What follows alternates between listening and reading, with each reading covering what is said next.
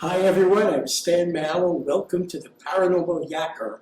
My guest on today's show, who I'll be yakking with, is someone I've known for many years, someone who I've been privileged to go on paranormal investigations with. That is Patrick Cross, founder of Discovery Ghosts. Thank you. Great having you in the studio here with me. To begin with, Patrick, do you recall when you first became interested in ghosts, hauntings, other aspects of the paranormal? Was it something you saw, experienced, or just curiosity? Well, years ago I grew up in a haunted house, so That would do it? that would start Yeah. in Rexdale, Toronto. And ironically, the house that I was built on was on sacred Indian ground, and they leveled all the cemeteries, all the graves, and built all these new houses, new divisions on. And my street became known as Ludgate because they took a lot of the street names from London, England. Ironically, Ludgate is the most haunted town in London, England, and the roads lead right to Stonehenge, which I didn't really know about. But to make a long story short, I grew up there and in Toronto, and then I lived in LA for a while, lived in Nevada, but Toronto was my home, and just everything would start happening. Before even movies ever came out, I experienced, footsteps walking around, being touched, being pulled, being prodded, being attacked later on. Everything from ghosts to demonic activity built up. And reason for a lot of this was later on, there was a murder at the house. Basically, wasn't really disclosed. So my dad bought the house on a great deal. Think it was cheap. What happened was there was a family there living. The daughter and mother were there, and father, and this guy was dating the daughter. I guess he went nuts and went psycho, ended up killing the daughter because he couldn't have her because the parents didn't want him having her. And he chopped up all the bodies, so he killed the daughter and the mother and the father. And later he was committed insane, and he went to jail for life. But from there on, they didn't find all the body parts, and they're buried around the house. So that's where all the other stuff came in. I was experiencing all these screechings, all these things going on, crying, chopping up of axes, things like that in the basement, all kinds of things going on. And my dad, being a devout Christian, always thought the house was settling, so he never acknowledged really any of it. Really? Wow. Patrick, a number of your 300 plus investigations resulted in some very chilling experiences. This included demonic encounters. Could you share with the Paranormal Yacker audience some of those encounters, and what was it about them that scared you? Talking about paranormal and ghosts and everything else, everybody knows ghosts. People die, move on. Ghosts are pretty well the spirits of somebody else, so most of the time they're pretty normal.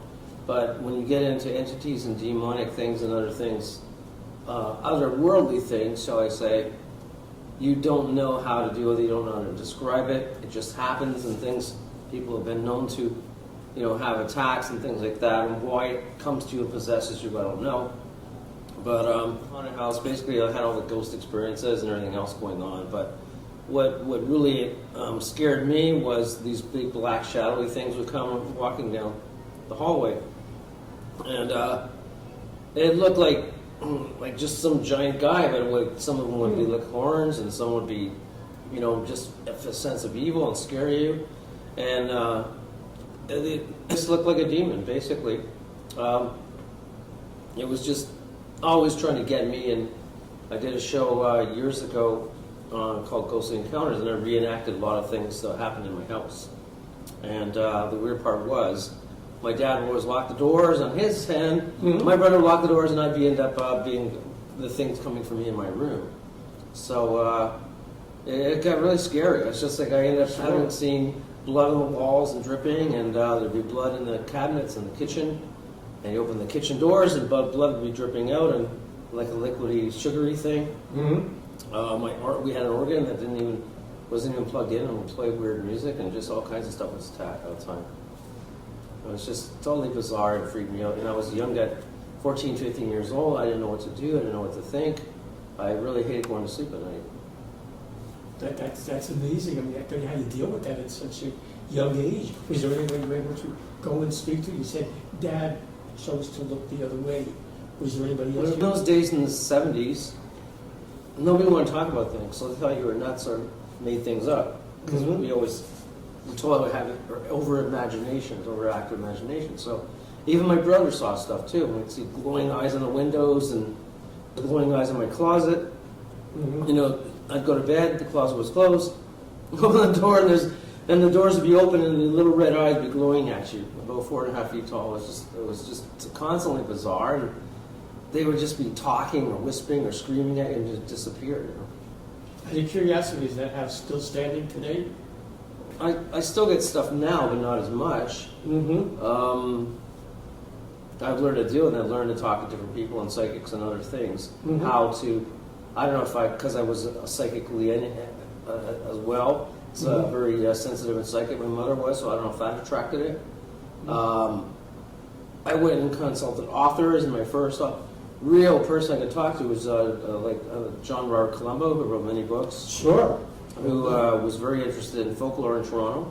And since I grew up in Toronto, he didn't know much about ghosts, and I would go with him to places and, you know, check out stuff and say, well, what's haunted? And I could pick up things, and I could always tell what was there. When you go on paranormal investigations, do you bring along with you other people who have certain specialties, specifically people like intuitives, channelers, or mediums? I used to have a team, but I work with different people all the time because I want to get different impressions.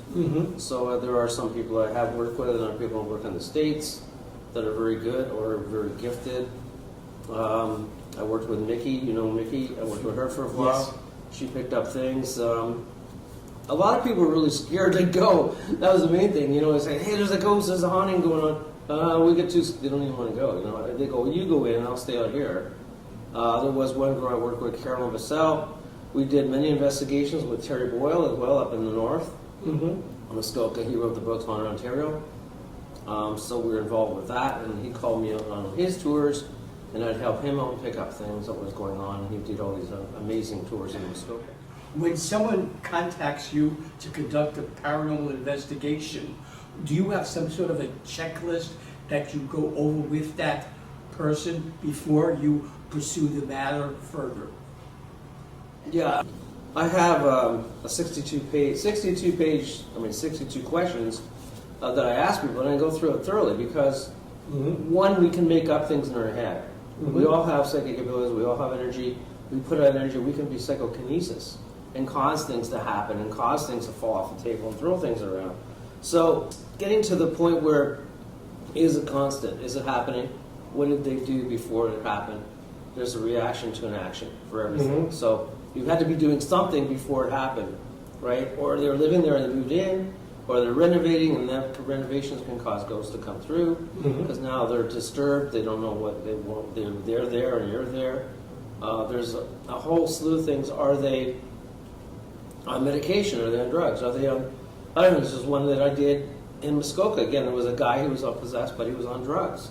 He became possessed because his immune system was so low. His energy allowed energy and entities to come through. Okay, so you do have a checklist for sure. I think you had to have some way of deciding to go through with something or not go through with something. You have organized countless tours and conducted investigations of various places that have experienced paranormal activity. This includes Toronto's famous castle, Castle Loma, Emma's Back Porch and Water Street Cooker in Burlington, and the Holton region itself. What paranormal activity transpired at these places that you conduct tours of? It all started back in 2001. So Emma's Back Porch, for those who don't know, it's on the lake. It's on the lake shore in Burlington. It's one of the biggest restaurants in Burlington, for that matter, Ontario. It's the longest running restaurant in Ontario. You've been there.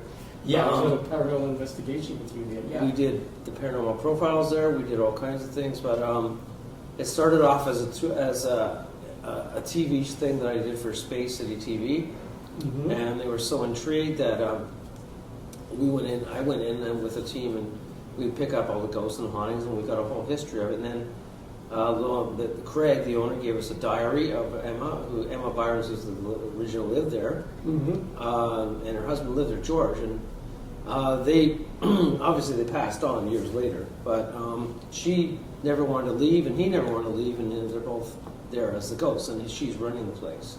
So it's not bad haunted, but very haunted.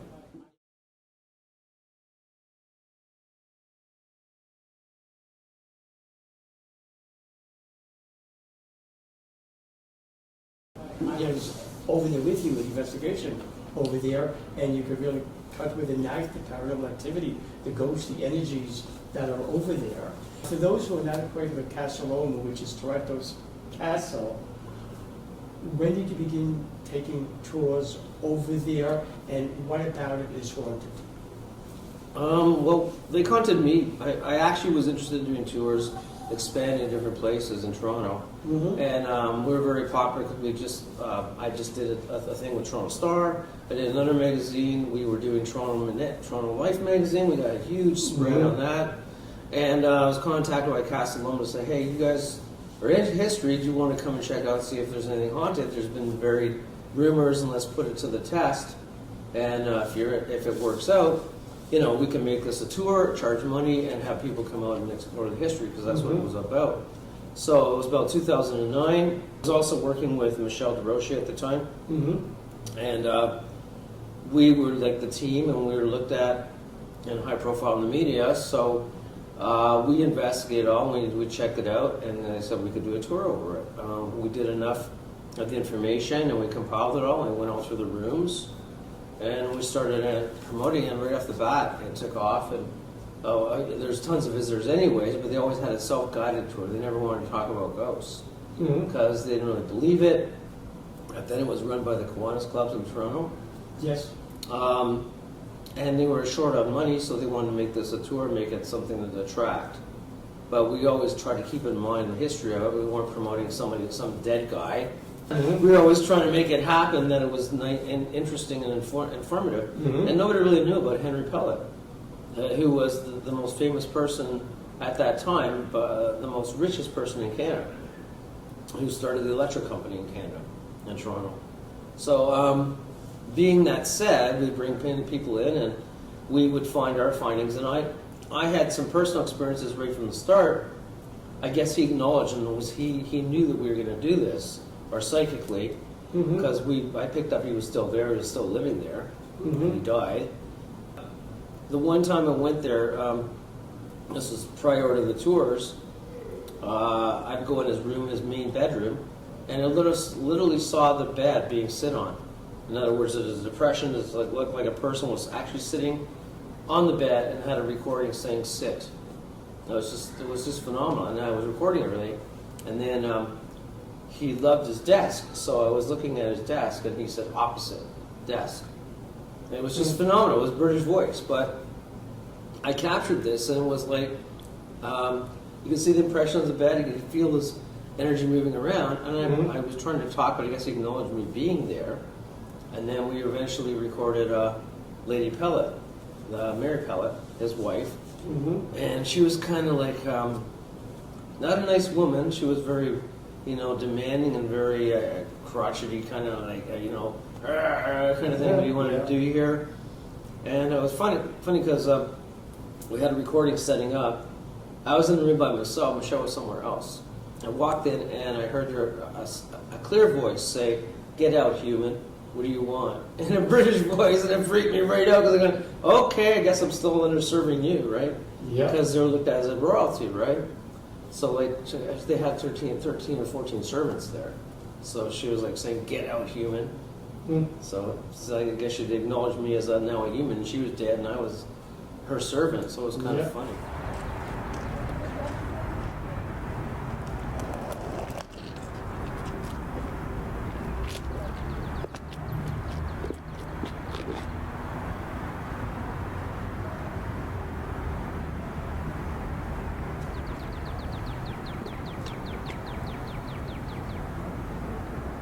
Very, very good job of promoting tourism in the Bolton region. of Ontario and having different types of tours there. Could you tell our audience something about the tours of that area and what are the places that are most haunted in the Halton region?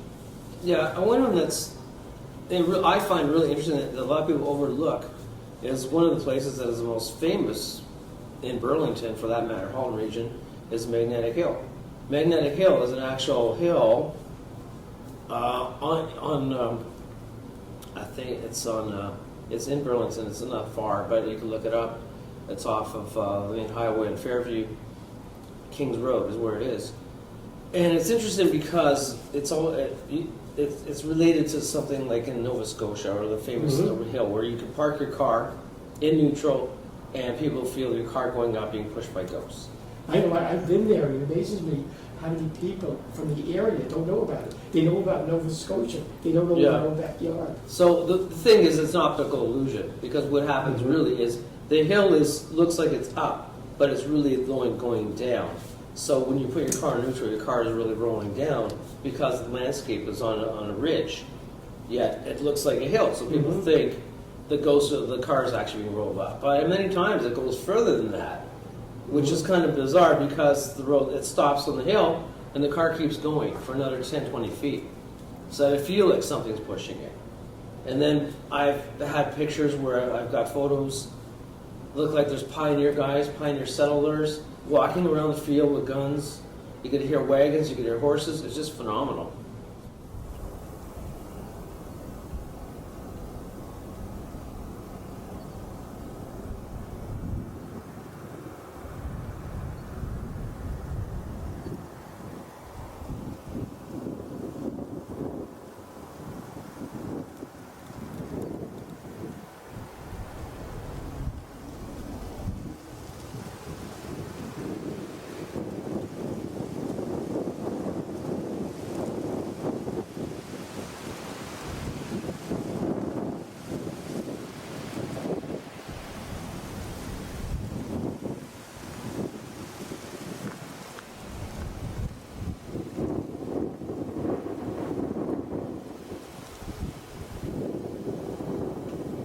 And a lot of people don't know that it's also UFO related, UFO haunted. There's UFO, it's on the top of the hill in the park where they usually have the take dogs out. It's a landing strip. It's actually a UFO sighting spot on top of the hill. And you can oversee the bay when you park there. That would be nice, no. Yeah, and I've seen a lot of things there that would just come flying over about 50, 100 feet up, just flying around discs and, small ships. And just hovering and around by the bay and just take off, and you can sit there and watch them. It's just phenomenal.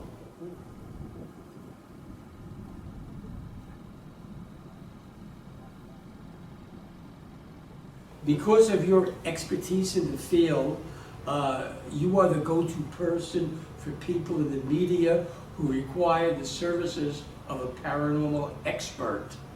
As a result, you've traveled extensively.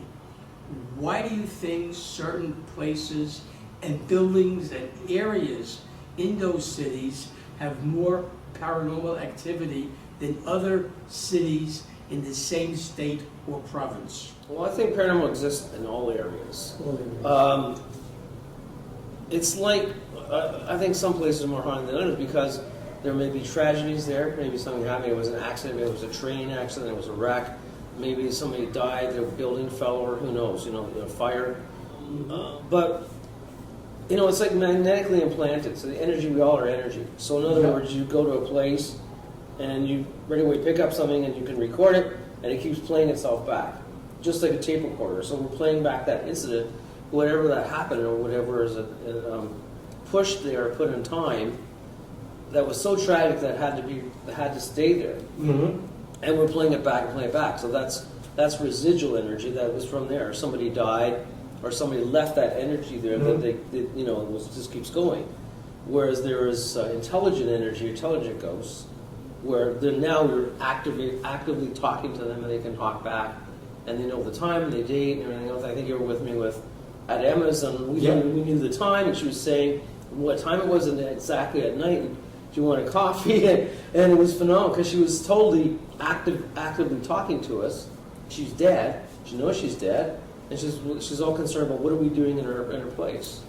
So, I mean, that was she's pleasantly haunting it, but she's still there. She doesn't want to leave. Yeah, there's other places that are tragic that there was a murder, especially in Gettysburg when I went there last summer. Just phenomenal energy. You could just feel like the amount of energy of many people died for their country, their families. So there's 150,000 men that were killed in the battle of that war, 1862, in the Battle of Gettysburg for 3 days in July. And it's just phenomenal stuff I went there. Yeah, did you find, I've got to speak to them or not, but there's always have reenactments over there in Gettysburg every year. And a lot of people who participate, be they on one side or the other side of the war, of the conflict over there, that they feel that they live there. That was a reincarnation and they're part of it. Did you ever get to speak to anybody who shared that with you? It's interesting because I talked to a few people who are doing it. Mm-hmm. And they set up camps, they set up the whole thing. And they swear the guys that are participating are part of the guys. And they go and talk to them, and the guys go, hey, where's your bullets and this and that? And then they look at this guy and he look totally normal, and he disappeared right in front of them. So the actual ghosts are still fighting that are there, the guys who died, and they're interacting with the people who are doing the reenactment. And they said it's phenomenal. And they're thinking the battle's still going on, Right. and the ghosts are still fighting the battle. Yeah. And when I was there, I smelled gunpowder. I hear cannons going off. I hear horses flying by. Guys fighting in the battle on the battlefield with swords, and they disappear. Now, while people have always been interested in ghosts and haunted places, they've become especially popular in recent years. I believe just about every city now has a ghost tour. Why do you think they become so popular? And they are. You know, again, people want to explore the area, explore tourism in general. The culture has kind of gone away now because more people the younger crowd are hanging around bars or eating. But I still think people have an interest in nature and history and where they are and where they're from. Mm-hmm. So they like it because it's interesting to them. They can go as a group, they might get scared, they have fun with it. People are more willing to go as a group than by themselves because they go, well, at least somebody's there to save me, or, I won't get so scared, or I can scare my husband, or I can scare my wife, right? So I think it's way bigger in the U.S. than it is in Canada. It's dropped a lot here now. I mean, there are ones in Kingston, there are ones in Hamilton. Because I guess people are doing it so long, it's always the same. So nobody's really, the people are still coming, but ours has dropped down quite a bit. Now, we used to do it all summer. Now we do it mostly in the end of summer and fall. But there's still an interest, but sadly it's more geared for Halloween and scaring now. So a lot of the groups, I don't make a lot of money off it. I mean, I charge for the tour and the history tour and the ghosts. It's nothing. It's more of a hobby and a passion for me because I enjoy doing it. I built up a lot of the history in Burlington. That's something that people like to come out with. So it's interesting that way. But everybody's trying to do it, but now it's just, I don't know if it's a money getter or anything like that. Now people are charging tons of money to go on these investigations in the U.S. You can go on a dinner, but you're spending $80 to $100. Wow. So it's kind of a cash grab, and sadly, they're not respecting the whole idea that is sad. That I used to do things even for free, for groups. Mm-hmm. Now, it seems most ghost walks take place at night. Why is that?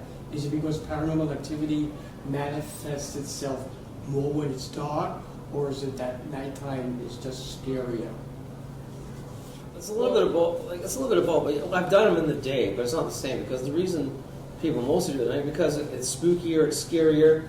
When you're in the dark and you're around your house and it's dark light, you're scared, even though it's your own house. So when you're walking around a place and it's all dark and scary and spooky, and it's dim light, you see shadows and things, and our mind plays tricks on us. So we think we're seeing something that we're not, maybe.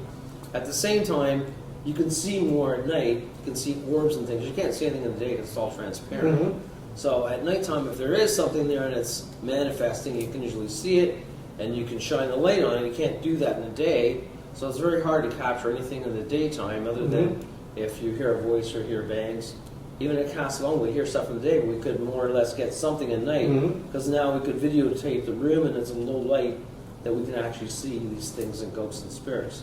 Now, should any Paranormal Yakka viewers want to contact you to go on one of your haunted tours or investigate paranormal activity they're experiencing, how do they go about getting in touch with you? There's two ways. Okay. One is my main website that I've had now. We're 20 years going, Burlington Ghost Walks. Yay, 20-year anniversary coming up. Hopefully there's going to be a Friday the 13th before that in October, but burlingtonghostwalks.ca is my main page with all the information and a lot of the ghost photos that we caught in many places and places that are haunted. And my own Facebook page is as Patrick Cross. So I'm on there, and I'm always answering questions and helping people out. And then they can contact me through Messenger, Facebook Messenger as well. And Discovery Ghosts is my other page, but that's another part of their investigations that I do, because I use that to do a lot of international tours and tours in the U.S. Because nobody really knows Burlington Ghost Walks in the U.S., but they heard of Discovery Ghosts. To you, it's becoming well known, so that's great. You're good for tourism there. I hope they appreciate you. At any rate, Patrick, I want to thank you very much for being a wonderful guest. I look forward to having you a guest again and maybe going on some more paranormal investigations with you in the future.